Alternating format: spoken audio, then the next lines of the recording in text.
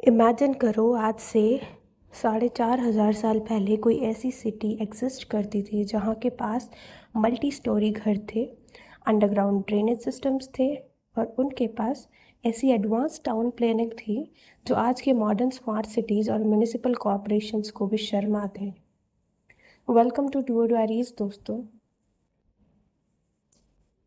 तो सबसे फैसिनेटिंग बात यह है कि कोई साइंटिफिक मूवी नहीं है ये हमारे ही सब कॉन्टिनेंट की इंडस वैली सिविलाइजेशन है, स्पेसिफिकली द हड़प्पन कल्चर। आज हम डाइव करने वाले हैं क्लास 12th हिस्ट्री के पहले चैप्टर पर, ब्रिक्स बीट्स एंड बोन्स। तो इस वीडियो में हम सिर्फ टेक्स्ट बुक रट्टा नहीं मारने वाले, बल्कि उनके सीक्रेट कोड्स, टाउन ब्लूप्रिंट्स और ट्रेड नेटवर्क्स को डिकोड करेंगे जो आज भी आर्कियोलॉजिस्ट को हैरान करते हैं। ग्रैब योर कॉफ़ी और शुरू करते हैं ये सफ़र। तो सबसे पहले हम स्टार्ट करेंगे क्रोनोलॉजी, नॉमेनक्लेचर और 3 फेजेस से।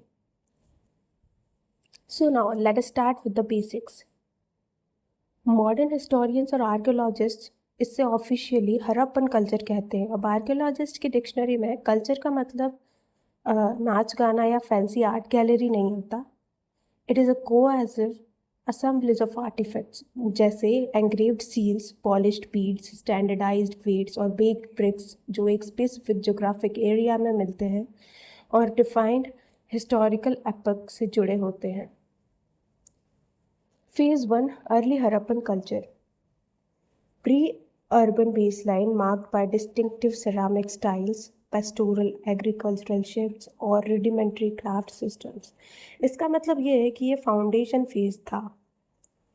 लोग अभी भी बड़े शहरों में नहीं रहते थे, बल्कि छोटे गांवों में फार्मिंग करते थे, अलग डिज़ाइन को के पोर्ट्स बनाते थे और क्राफ्ट्स के बेसिक काम शुरू ही हुआ था। कालीबंगन का प्रोड फील्ड इसी फेज़ का कमाल है।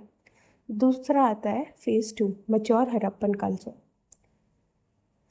The high urban epoch 2600 to 1900 BCE characterized by largely high plan administrative and commercial cities. ये वो गोल्डन टाइम है जिसका सबसे ज़्यादा ज़ोर शोर है।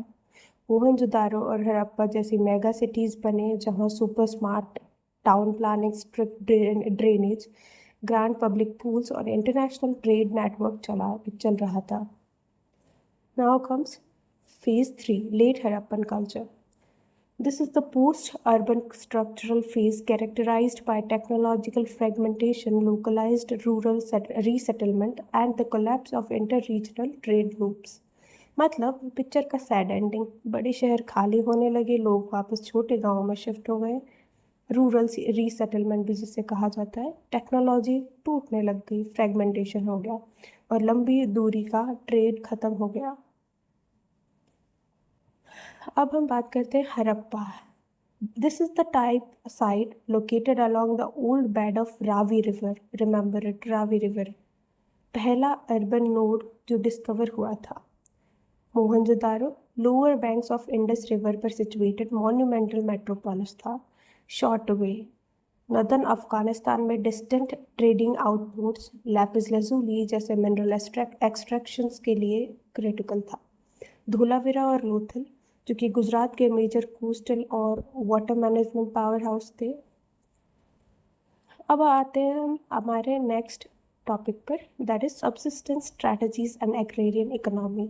इकोनॉमी के बिना तो कोई भी टॉपिक डेफिनेटली इनकम्प्लीट रहता है। तो अच्छा सोचो, इतनी बड़ी अर्बन पॉपुलेशन को खाना कैसे मिलता था? ये लोग सिर्फ शिखर पे थोड़ी डिपेंड करते होंगे। आर्कियोबॉटनिस्ट जो एंशियंट प्लांट रिमेन्स पढ़ते हैं उन्होंने बताया कि इनकी डाइट कितनी रिच और डाइवर्सिफाइड थी। व्हीट, बार्ले, लेंटिल्स, चिकपीस और सीसम के चार्ड ग्रेन्स मिले हैं। गुजरात के मैरीटाइम साइट्स पर मिलेट्स भी मिलते हैं, लेकिन राइस काफ़ी रेयर और स्पार्स था। और एनिमल बोन्स फॉनल एनालिसिस से पता चलता है कि ये लोग कैटल, शीप्स, गोट्स, बफेलोज और पिग्स डोमेस्टिकेट करते थे। सोचो कितना ज़्यादा डेवलप्ड रहा होगा। वाइल्ड एनिमल्स जैसे कि वाइल्ड बोर, डियर और घड़ियाल का भी मेंशन मिलता है। पर सबसे कूल पार्ट क्या है? Agrarian technology. Agrarian and farming technology का हम चलो अब ब्रेक डाउन करते हैं। टेराकोटा प्लोज, चौलिस्तान और बनावली से मिट्टी के छोटे टॉय प्लोज मिलते हैं, मतलब बचपन से ही खेती की training. Kalibangan ploughed fields, the grid layout features two intersecting sets of furrows crossing at right angles. Proper right angles पर ये लोग क्रॉस करते थे इनकी ploughed fields, demonstrating the simultaneous cultivation of two distinct crops on the same field block। मतलब ये एक ही land पर दो या दो से ज़्यादा क्रॉप्स को प्लो कर देते थे। किससे? 90 डिग्री राइट एंगल्स पर ये लोग मतलब प्लो करते थे। एक साइड को एक क्रॉप लगाते थे और दूसरी साइड दूसरी। राजस्थान के कालीबंगन में एकदम 10 on 10 डिस्कवरी हुई। एक ही खेत में 90 डिग्री एंगल पर लाइन खींचकर दो अलग अलग फसलें जैसे सरसों और चना एक साथ उगाना, अल्टीमेट देसी फार्मिंग हैक। अब आते हैं इरिगेशन इंफ्रास्ट्रक्चर। अफगानिस्तान के शॉर्टवे में स्टोन लाइंड कैनल्स थे। पंजाब और सिंध में वेल इरिगेटेड होती थी क्योंकि नहर जो कैनल्स होते हैं सिल्ट अप हो जाती थी। और धोलावीरा के मॉन्यूमेंटल वाटर रिजर्व्स जो पानी बचाने का मास्टर क्लास थे। नेक्स्ट टॉपिक अब हम चलते हैं द एडवांस्ड आर्किटेक्चरल ब्लूप्रिंट। अब चलते हैं इनके मास्टरपीस पर। मोहनजोदारो इस अर्बन प्लानिंग का अपेक्स देखो। पूरी सेटलमेंट दो मेन जोन्स में डिवाइडेड थी, सिटाडल अपर जोन और द लोअर टाउन। सिटाडल जो था वो वेस्ट साइड में होता था, लोअर टाउन जो था तो ईस्ट साइड में होता था। सिटाडल थोड़ा छोटा था पर हाइट में ऊंचा था क्योंकि वहाँ मॉन्यूमेंटल मड ब्रिक प्लेटफॉर्म पर एडमिनिस्ट्रेटिव स्ट्रक्चर्स और पब्लिक आर्किटेक्चर थी जो इससे लोअर टाउन से आइसोलेट करती थी। वहीं लोअर टाउन वास्ट एरिया में था रेजिडेंशियल हाउसिंग और कॉमर्स के हब जहाँ स्ट्रिक्ट ग्रिड पैटर्न फॉलो होता था। अब architectural and sanitation breakdown. Grid iron town plan. रास्ते और गलियां एकदम स्ट्रेट 90 डिग्री एंगल्स पर क्रॉस करती थी। अभी तो टेढ़े मेढ़े रास्ते भर दिए गए हैं।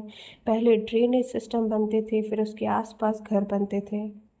अभी पहले घर बन जाते हैं और ड्रेनेज सिस्टम का कोई अता पता ही नहीं है। यहाँ पर इधर उधर नाली कचरा कूड़ा यही सब फैला हुआ है। तो definitely that was much more better drainage system than today's time, we can say। Ultimate drainage system. हर घर की एक दीवार स्ट्रीट लाइन से मिलती थी ताकि waste water directly civic arterial drains में जाए। Covered drains with removable bricks slabs that थे ताकि क्लीनिंग आसानी से हो सके। सोचो 4,500 साल पहले इतनी सैनिटेशन अवेयरनेस। अब करते हैं बात द ग्रेट बाथ की। ये एक large rectangular pool enclosed with a columned courtyard. The tank was rendered watertight by applying a thick layer of natural bitumen and gypsum mortar over finely fitted brick layers। एक बड़ी rectangular pool जिसको चारों तरफ से columns थे और पानी leak ना हो इसलिए ब्रिक्स से ऊपर बिटुमेन और जिप्सम का वाटरप्रूफ कोट लगाया गया था। ट्विन स्टेयरकेस और मैसिव ड्रेन्स भी थे। Private spaces and fields. Central open air courtyard surrounded by rooms for cooking and weaving. Privacy का ये आलम था कि ग्राउंड फ्लोर की दीवारों पर गली की तरफ से कोई खिड़की नहीं होती थी और अकेले मोहनजोदारो में लगभग 700 ब्रिक लाइन वेल्स थे।